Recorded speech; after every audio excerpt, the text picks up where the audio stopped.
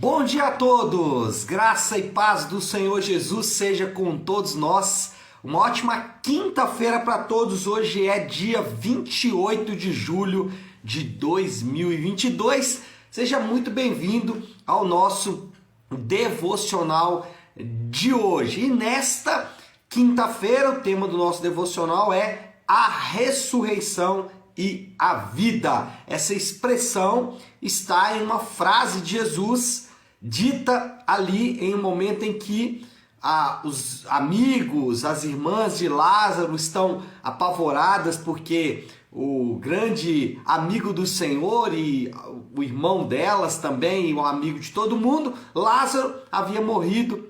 E elas estavam ali apavoradas com o que aconteceria e Jesus então fala sobre isso. Aliás, vamos já de imediato ler o texto bíblico, que é exatamente João capítulo 11, versículo 25 e 26. João capítulo 11, versículo 25 e 26 diz assim: Disse-lhes Jesus: Eu sou a ressurreição e a vida. Aquele que crê em mim, ainda que morra, viverá. E quem vive e crê em mim, não morrerá eternamente. Você crê nisso? Olha isso, o versículo 26.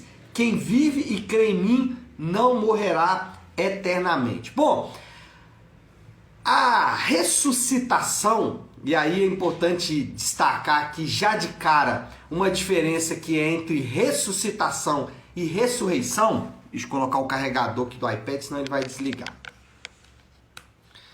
O que aconteceu com Lázaro foi uma ressuscitação. Por quê? Ele voltou a morrer. Lázaro não está aí como uma espécie de Highlander vivo ainda, né? Ele voltou a morrer. Então, o que Jesus fez ali foi uma ressuscitação. Ressurreição, que é o que Jesus está ensinando aqui, é um pouco diferente, é sobre a ressurreição que nós vamos falar nesta manhã. A ressuscitação de Lázaro é a oportunidade de Jesus ensinar sobre a ressurreição.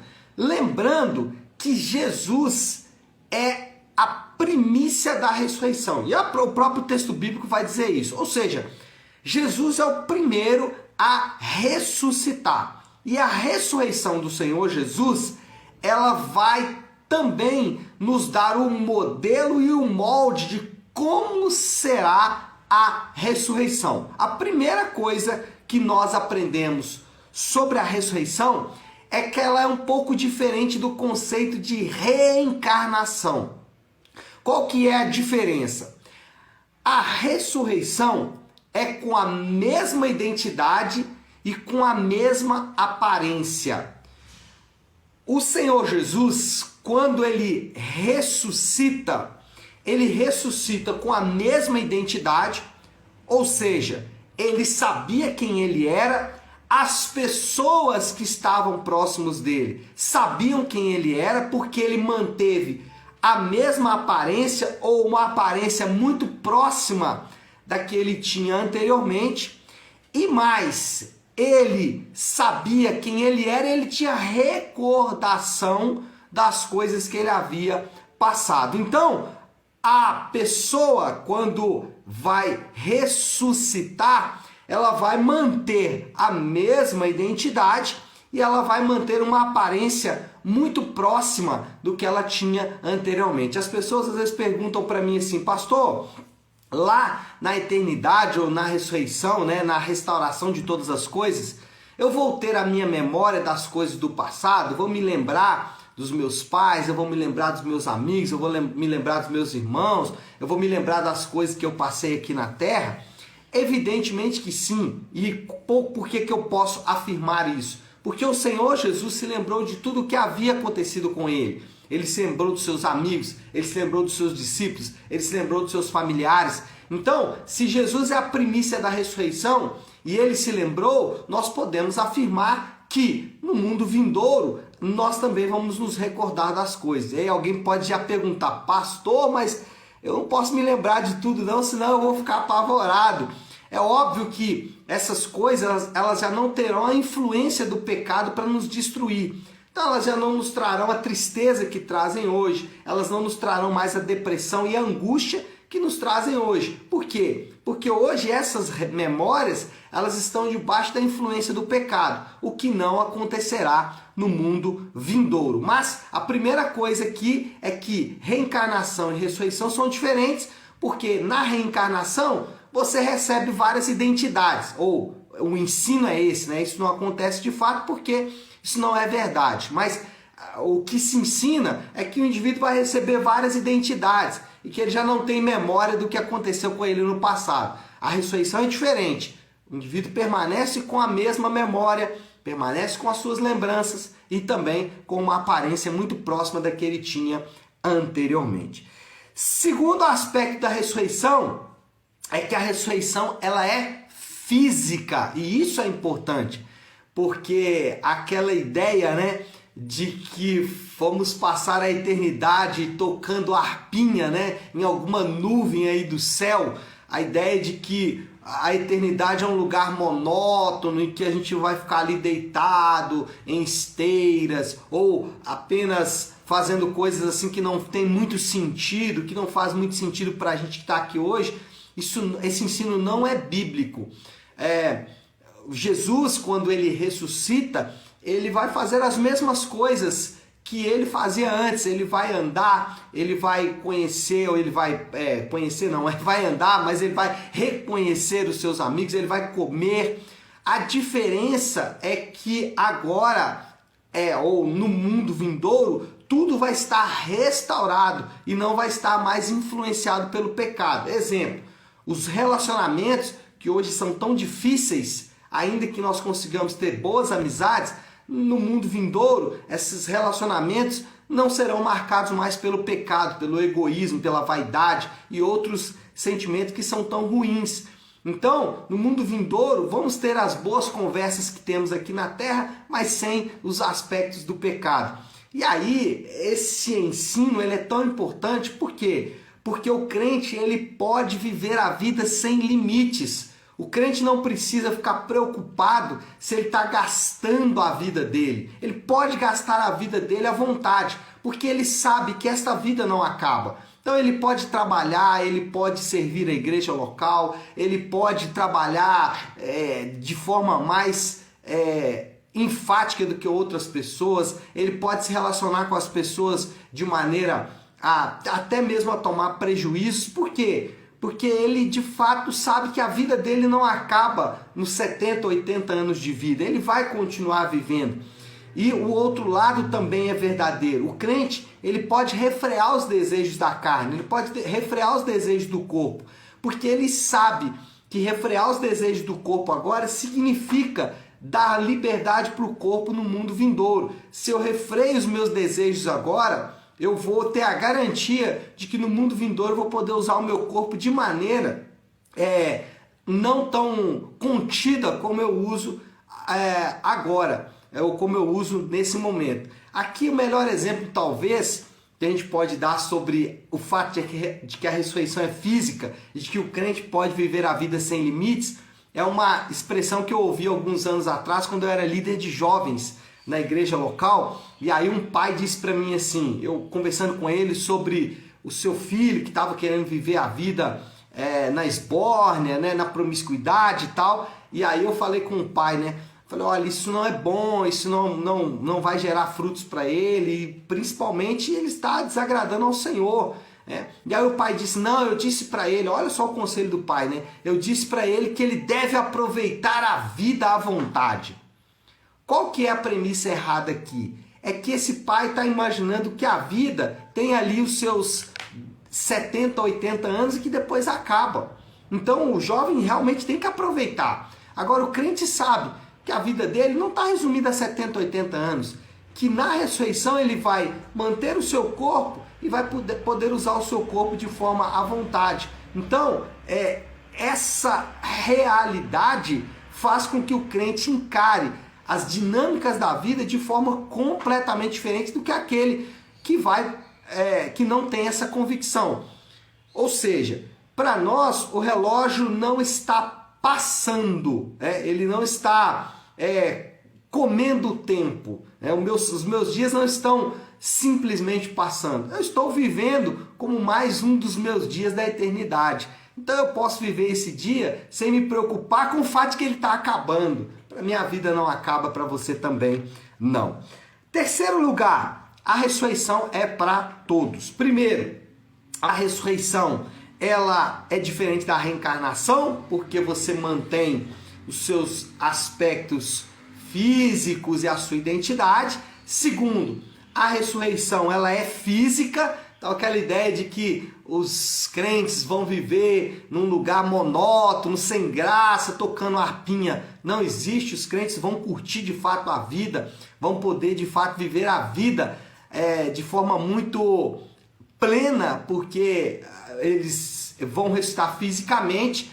E em terceiro lugar, a ressurreição ela é para todos. Daniel, o profeta Daniel da Bíblia, ele vai afirmar isso, que todos vão ressuscitar. E aí ele faz o complemento. Ele fala, todos vão ressuscitar. Uns para a vida eterna. Outros para a condenação eterna. Então o que eu quero dizer para você é que você e eu nós vamos ressuscitar. A diferença é que aonde vamos passar a ressurreição?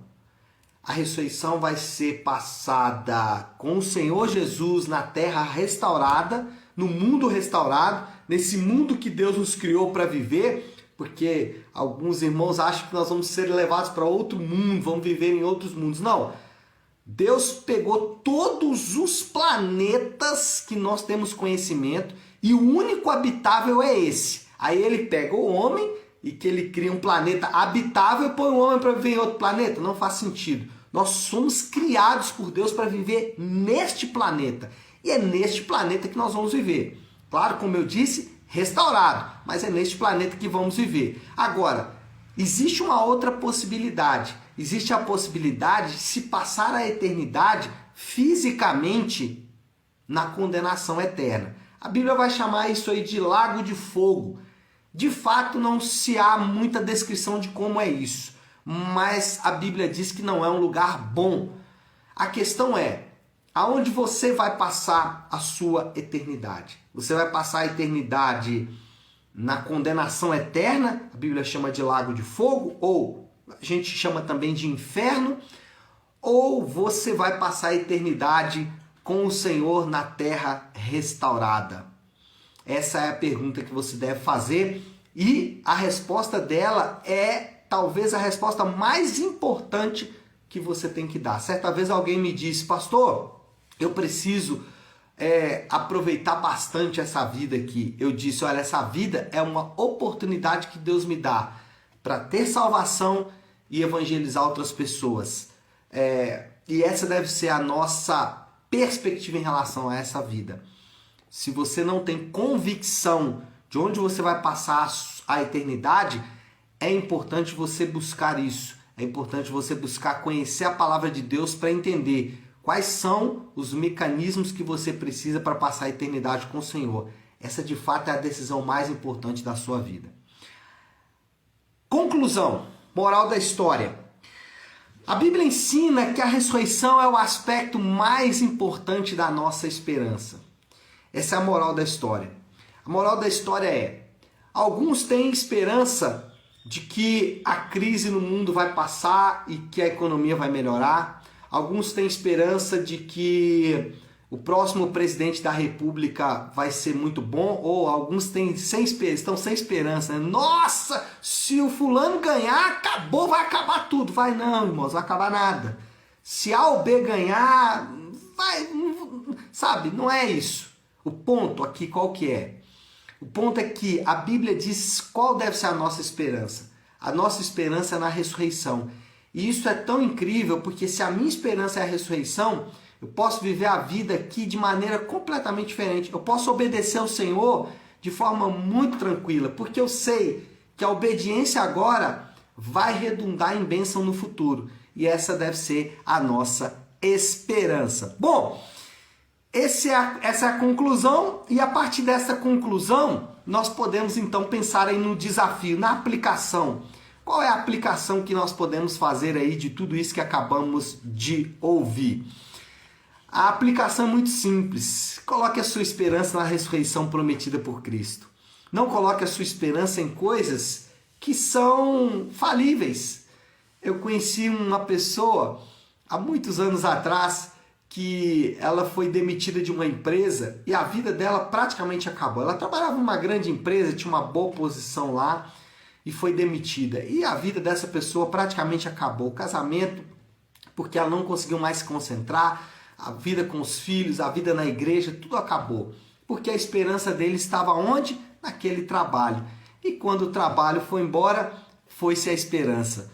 Coloque a sua esperança na ressurreição prometida pelo Senhor. Essa de fato deve ser, isso é o que o Novo Testamento nos ensina. Tá certo, meu povo? Acho que chegou a hora de orar, né? Porque o tempo urge. Vamos orar, vamos colocar tudo isso aí que a gente conversou diante do Senhor. Então, se você puder aí, pare um instante aquilo que você está fazendo e vamos juntos buscar a Deus em oração. Querido Deus, Pai de graça, Deus de amor e toda misericórdia, obrigado por esta palavra nesta manhã. Obrigado porque o Senhor prometeu que o Senhor é a ressurreição e a vida, e o Senhor é a nossa primícia, aquele que primeiro ressuscitou para que pudéssemos então entender e compreender de forma muito clara o que significa a ressurreição e essa esperança que deve aquecer o nosso coração. A nossa esperança não está no próximo presidente, nem na economia, nem em qualquer outra coisa que é de fato, Senhor Deus, perecível.